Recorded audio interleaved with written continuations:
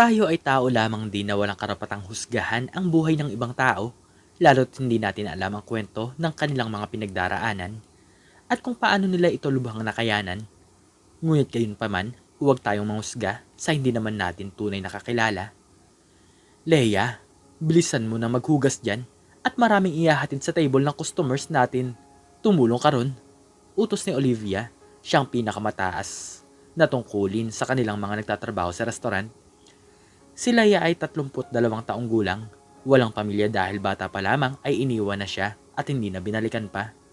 Nagtatrabaho siya sa isang sosyaling restaurant at patuloy na nagsisipag kahit alam niyang ayaw sa kanya ng katrabaho. Habang abala si Leia sa paghuhugas ng pinggan, napansin niyang papalapit si Olivia. Dala ang tray na puno ng mga basyong plato. Tila may kaplastikan sa ngiti nito habang nagsasalita. Ay naku Leia, ano ba yan? Mabagal ka nang maghugas. Ang dami pang reklamo ng customers na may amoy daw yung mga baso. Siguro naman, kayang-kaya mo yan, di ba? Sabi ni Olivia habang sadyang pinapalakas ang boses para marinig ang ibang staff. Tahimik na tumango si Leia at itinuloy ang paghuhugas. Ngunit si Olivia ay hindi pa rin tumitigil. Lumapit pa ito ng mas malapit at halos dumukwang sa kanya. Alam mo, kaya siguro walang tumatagal na tao sa buhay mo. Kasi ganyan ka kabagal at walang pakialam. Patuloy na pamimintas ni Olivia. Kung hindi mo kaya yung trabaho, bakit ka pa nandito? Tumatanggap ka nga lang na sahod tapos ganyan pa ang kalidad ng trabaho mo. Napatingin na ang ibang katrabaho nila at kahit nakikiramdam lang ang iba, alam nilang mahirap ang sitwasyon ni Leia. Pero si Olivia, tila ba nasisiyahan pa sa kanyang nakikita. Kaya nga siguro hanggang dito ka lang sa kusina kasi walang ibang tatanggap sa'yo, no? Eh kung ako nga ang may-ari nito, matagal na kitang sinipa palabas. Pinagtatawanan pa ni Olivia si Leia habang patuloy sa pagsasalita at sinadya pa nitong iparinig ang kanilang usapan sa mga customer na nasa malapit. Hinagis niya ang basahan sa lamesa at patuloy na iniinsulto si Leia.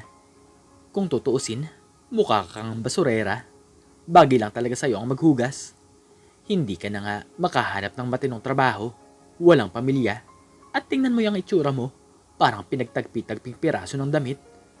Ramdam nila yung hapdi sa bawat salita ni Olivia, pero pinilit niyang huwag bumigay. Alam niyang walang mawawala o kakampi sa kanya, kaya tahimik na lang siyang nagpapatuloy sa kanyang trabaho, kahit na patuloy pa rin naririnig ang malulutong na salita ng pangahamak ni Olivia.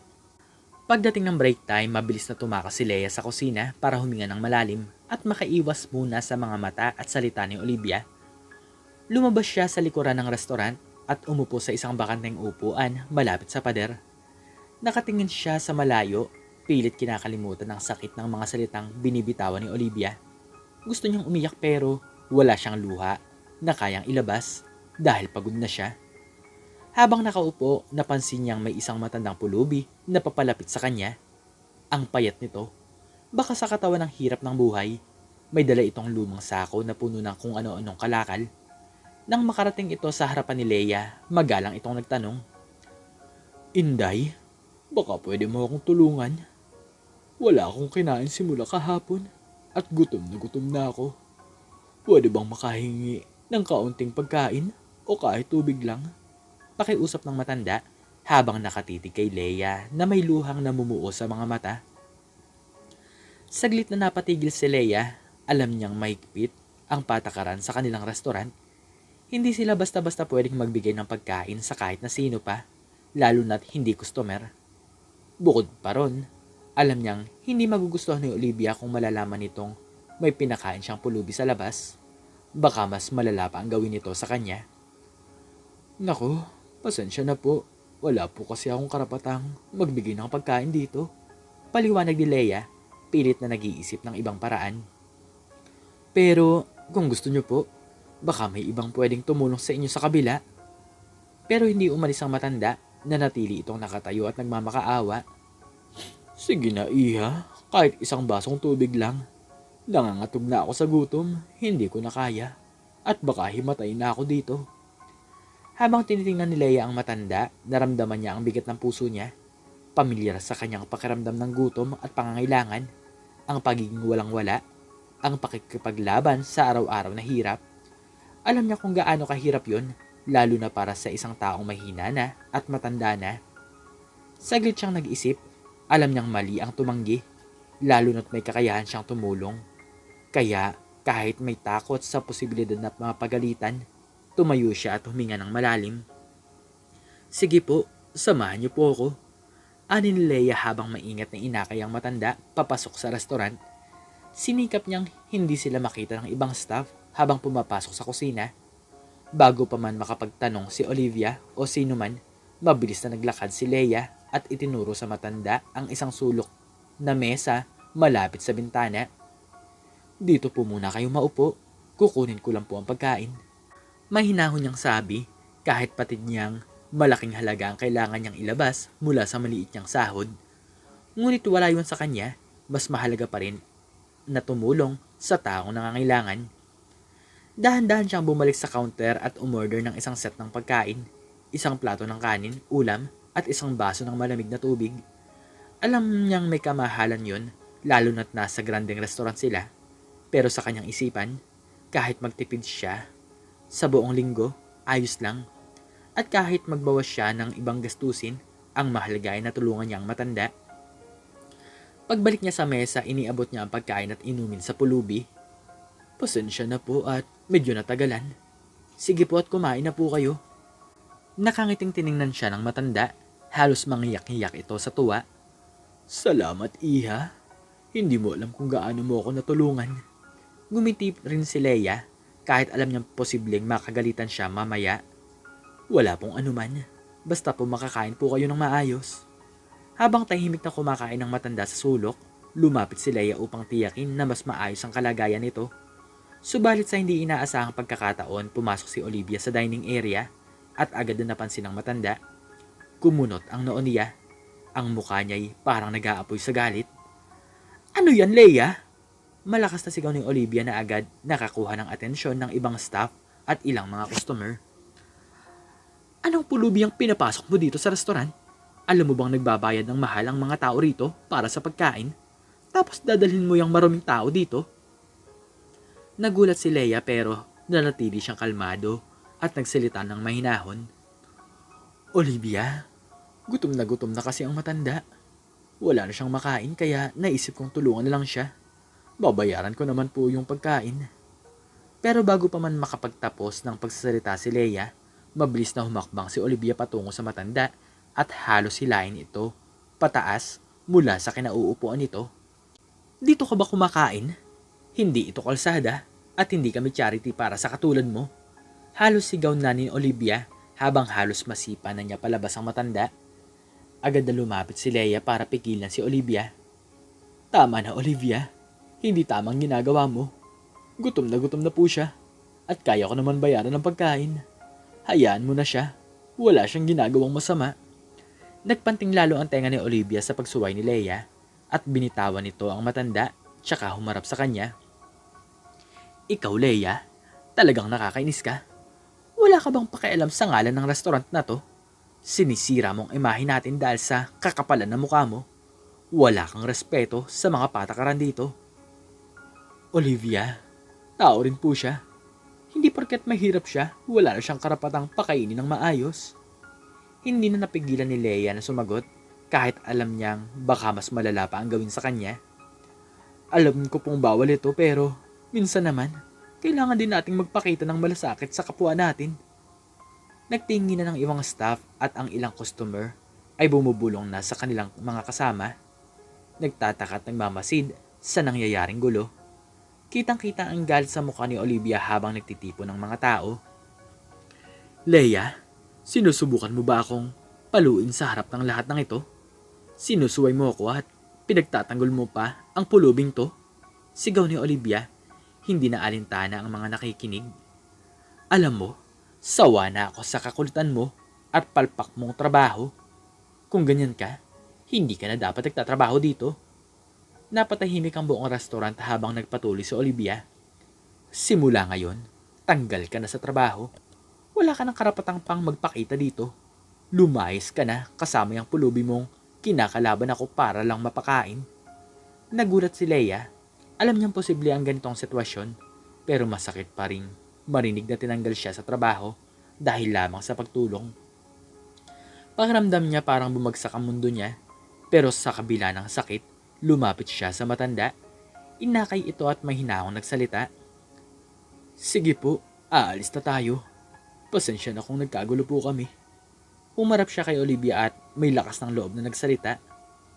Walang problema kung tanggalin mo ako, Olivia. Pero tandaan mo, hindi mali ang tumulong sa iba. Sana balang araw, maintindihan mo yan. Nang makalabas na sila ng matanda, ramdam ni Leia ang bigat ng kanyang dibdib. Alam niyang wala na siyang trabaho at wala na siyang kabuhayan. Pero alam din niyang tama ang kanyang ginawa. Nakangiti ang matanda habang humawak ito sa kanyang braso. Salamat, Iha. Hindi mo alam kung gaano kalaki ang utang na loob ko sa'yo. Alam kong nawalan ka ng trabaho dahil sa akin. Pero sana'y bumalik sa'yo ang lahat ng kabutihan mo. Ngumiti si Leia kahit may luha ng tumutulo sa kanyang pisngi. Wala po yun, Tay. Basta po, alam kong tamang ginagawa ko. Kailangan po nating magmalasakit kahit gaano pa kahirap ang buhay. Habang naglalakad sila palabas ng restaurant, naramdaman ni Leia ang bigat ng mga pangyayari. Pinilit niyang ngumiti sa kabila ng lungkot at kaba. Alam niyang wala na siyang babalikan kinabukasan. Pero mas pinili niyang tulungan ang nangangailangan kahit alam niyang may kapalit na sakripisyo. Salamat po sa pag-intindi, Tay. Anin Leia habang tinutulungan ng matanda na makalayo mula sa restaurant. Pasensya na po talaga sa nangyari kanina, ha? Sana po ay makahanap po kayo ng mas makakabuti pa sa inyo. Ngunit bago pa sila makalayo ng tuluyan, huminto ang matanda at tumingin kay Leia. Naging seryoso ang mukha nito at parang may gustong sabihin na hindi madaling ipahayag. Iha, may aaminin ako sa'yo. Napalunok si Leia, may halong kaba at pagtataka sa kanyang puso habang hinihintay ang susunod na sasabihin ng matanda. Ako si Don Griego. Ako ang may-ari ng restaurant na pinagtatrabahuhan mo. Isang malalim na buntong hininga ang pinakawalan ng matanda. Ang totoo, matagal ko nang pinagmamasdan ang mga empleyado ko at isa ka sa mga napansin kong nagpakita ng malasakit at tapat na serbisyo. Nanlaki ang mga mata ni Leia at parang natigilan siya sa kanyang narinig. Hindi siya makapaniwala. Kayo po? Kayo po pala ang may-ari? Tanong niya. Halos pabulong. Bakit po? Bakit po kayo nagpapanggap? Ngumiti si Don Griego. Ngunit, baka sa mga mata niya ang lungkot at seryosong intensyon. Maraming beses ko na rin kasing napansin na nagiging marahas ang pagtrato ng mga empleyado ko sa kapwa nila, lalo na sa mas mahihirap at nangangailangan. Kaya naisip kong subukan kung sino ang tunay na may malasakit at handang tumulong kahit na mahirap. Nagulat si Leia sa kanyang narinig. Kaya po kayo nagpapanggap na pulubi? Oo, Iha, sagot ni Don Griego. Sinusubukan ko kung sino sa kanila ang may puso. Hindi ko inaasahan na ikaw ang makakakita sa akin at magpapakita ng kabutihang loob kahit pa alam mong may kapalit na peligro. At ngayong nakita kong gaano ka katapat, isa lang masasabi ko, hindi ka dapat mawala ng trabaho dahil lamang sa pagtulong. Hindi makapaniwala si Leia sa mga pangyayari. Kanina lang pakiramdam niya'y pinabagsak siya ng mundo. Ngunit ngayon unti-unting bumabalik ang pag-asa. Pero po, Don Griego, anong gagawin niyo kay Ma'am Olivia? Siya po ang nagtanggal sa akin at... Itinaas ni Don Griego ang kanyang kamay, hudyat na walang dapat pang sabihin. Bukas, babalik tayo sa restaurant. May mga bagay tayong kailangang asikasuhin at ayusin. At huwag kang mag-alala, anak. Ang lahat ng ginawa mo ngayon ay hindi mawawala ng halaga. Hindi na nakapagsalita pa si Leia. Hindi niya lubos maisip kung paano siya napasok sa ganitong sitwasyon. Sa kabila ng kanyang kaba, may kaunting pag-asa siyang naramdaman. Alam niyang bukas ay magiging iba na ang araw. At sa pagkakataong ito, alam niyang tama ang lahat ng kanyang ginawa. Kinabukasan, maagang dumating si Leia sa restaurant kasama si Don Griego. Hindi pa rin siya makapaniwala sa mga pangyayari. At habang naglalakad sila papasok, ramdam niya ang kaba sa kanyang dibdib. Napaisip siya kung ano kaya ang mangyayari sa araw na yon at kung paano haharapin ni Olivia ang kanilang pagbabalik. Sa loob, agad na napansin ni Olivia ang pagdating nila. Nagulat siya nang makita ang matanda, ngunit nagpakita ito ng ngiting pang-aasar kay Leia. Ano? Bumalik ka pa? Sabi ni Olivia na may halong pangutya.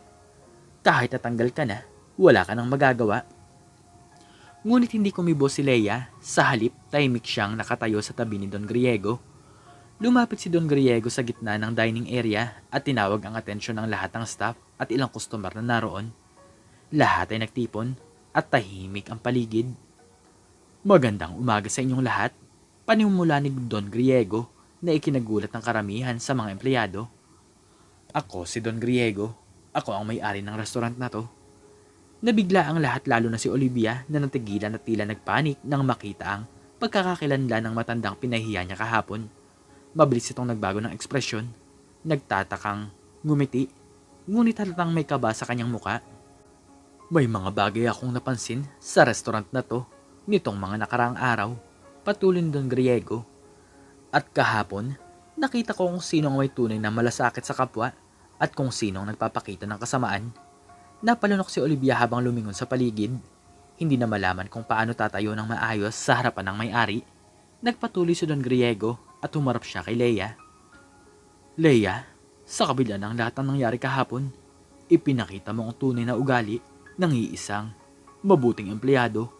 Kaya't mula ngayon, ikaw na ang magiging bagong manager ng restaurant na to. Nanlaki ang mga mata ni Leia, hindi makapaniwala sa kanyang narinig. Manager po? Tanong niya, halos walang boses sobrang pagkabigla. Oo, ikaw ang karapat-dapat. Nakita kong kung paano ka magmalasakit, hindi lang sa trabaho kundi pati na rin sa iyong kapwa.